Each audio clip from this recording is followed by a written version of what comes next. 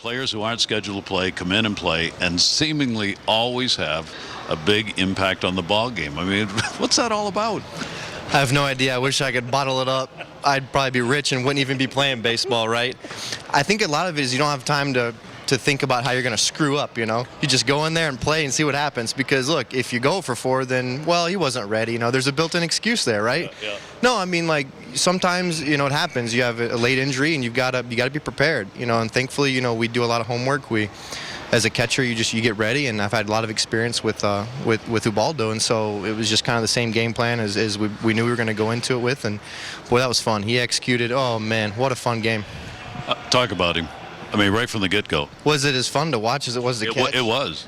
I mean, those are the type of games when you're a young kid you sign up to catch. I mean, you can't put down the wrong finger. He was executing every pitch and hitting all the spots.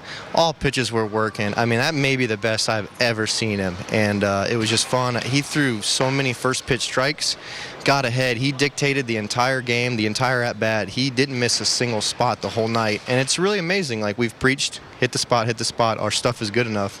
Ubaldo showed tonight that it works when we do that. And the swings of the Toronto hitters, I mean, they were just struggling to try and find some balance, weren't they? Yeah, and that's what he did. He kept them off balance. He was able to attack certain parts that opened up other parts, and then re-attack another part to open up this. It was just like a big it's like a big game of Minesweeper out there, you know. Well, if you hit this button, then that one explodes and all this stuff. And what happens is if you can keep hitters off balance, timing is a big thing for a hitter, and that's what a pitcher tries to do is keep the timing disrupted. He did it all night, and boy, I tell you, I'm giddy right now. It was just great to be a part of. So glad I was in there. It looked like after the third inning, maybe you changed things up a little bit, and when you were starting hitters out with a fastball early, bore the splitter after.